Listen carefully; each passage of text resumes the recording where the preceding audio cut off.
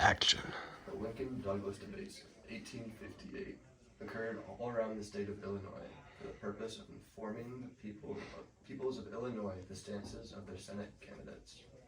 The two debated in 7 different cities in the state: Ottawa, Freeport, Jonesboro, Charleston, Galesburg, Quincy, and Alton.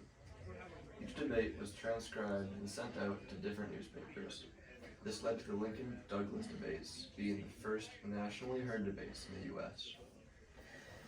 Abraham Lincoln was a Whig turned Republican. Lincoln was towards the beginning of his prominence as a political leader. He was coming off a strong stint as a lawyer, and he had shown himself to be a strong, practical lawyer and leader. He was striving for this seat in the Senate to put himself more on the map, push his stances on abolishing slavery, and convey the idea that popular sovereignty is unconstitutional. Stephen Douglas was a Democrat. He followed the concept of popular sovereignty, which led to the Kansas-Nebraska Act and Bleeding Kansas later on. Douglas wanted the seat in the Senate because he wanted to get popular sovereignty put into place nationally, and he also wanted to develop strong positions within his state. Our setting for this debate. The first debate, Ottawa, Illinois, 1858. It was bleak, with very, very, very low humidity and clouds of dust billowing and flowing around a standing crowd of 10,000.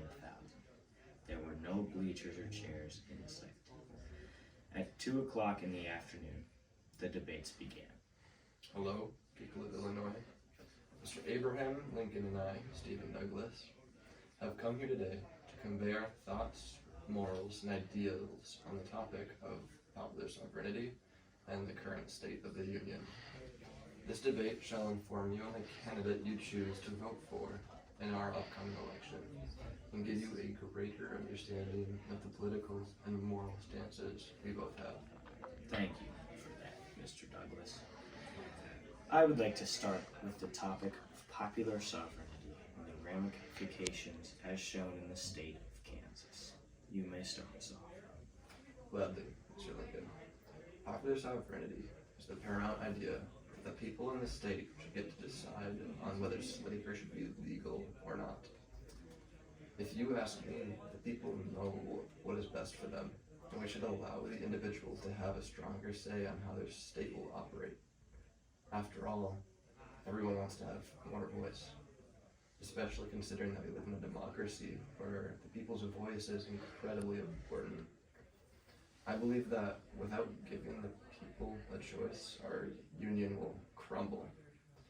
We will be divided into 2 factions, slave and free. I believe popular sovereignty is the correct solution to this country's problem. You may now speak your piece, Mr. Lincoln. Thank you. People of Illinois, popular sovereignty is unconstitutional and will only lead to more division and tension between the slave and free states. The Constitution speaks about the union and cohesion between states to come together as one. If we allow this divisive work of popular sovereignty to reign supreme, we will end up with state after state repeating the events of Bleeding Kansas.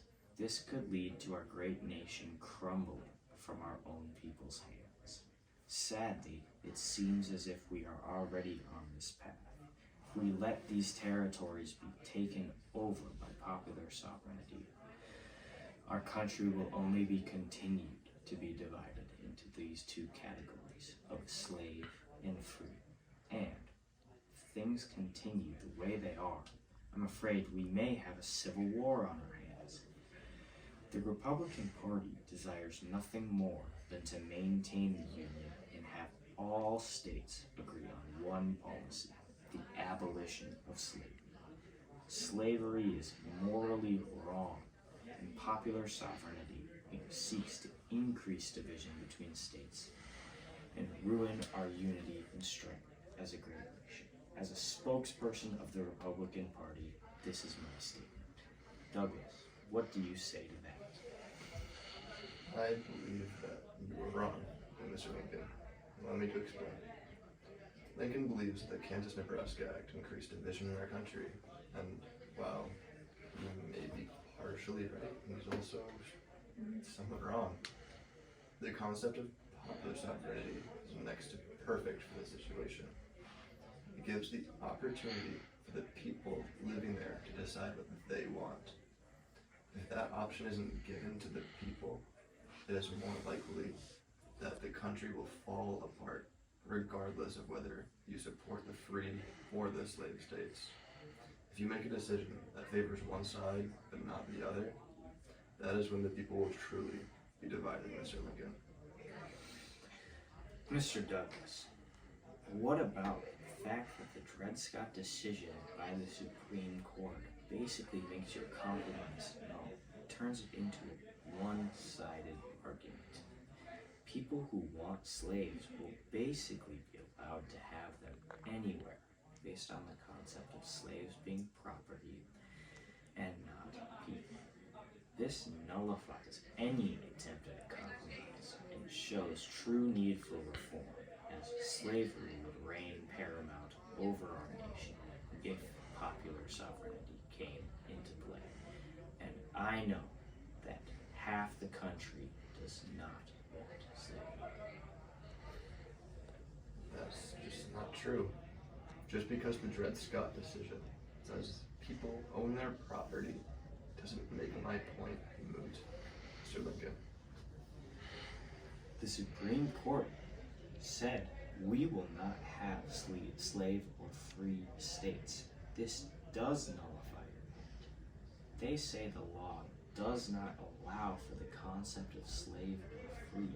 Heck, the Supreme Court even says slaves aren't even citizens of our country, despite doing all of the work in the South. They are single-handedly holding up the Southern economy, and popular sovereignty does not allow for both outcomes. It only allows for one of the two outcomes. This is why we need to maintain it, and why popular sovereignty just doesn't work. I'd say popular sovereignty works because the nation is obviously divided, both geographically and politically. We need a compromise because we will not be able to stand without one. One of the worst decisions that we can make as a country is making no decisions. If we don't do anything and let this country continue to turn against itself, a civil war is bound to follow. Mr. Douglas, we both know a house divided against itself cannot stand. Quoting the Bible. Hence, we should take measures to unify this country so the people stand as one, together, strong, and not separately. It will stand apart if it must. The people know what is right for their states, and we shouldn't take away that right. Taking away that right and that choice away from them is unconstitutional, Mr. Lincoln, and you know it. Plus, why must everything be done in favor of the North? We must make decisions with both sides in mind. Otherwise, it could easily end in disaster. The South will not hesitate to fight for their slaves. If we try and seize their slaves or their property, they will quickly turn and secede from this union. That isn't what we want, Mr. Lincoln, is it? We want to stand together, not against one another. Mr. Douglas, you know as well as I what will happen in the future. However, it is unreasonable to let our people divide themselves. There is no action taken, then the same outcome that you and I are afraid of will occur. War, Douglas. War. This nation is meant to stand together. It is built for it. There is nothing wise about letting the people actively tear themselves apart. With all due respect, Mr. Douglas, popular sovereignty is a bad solution to this country's devising. We should instead take action to help bring this nation back together and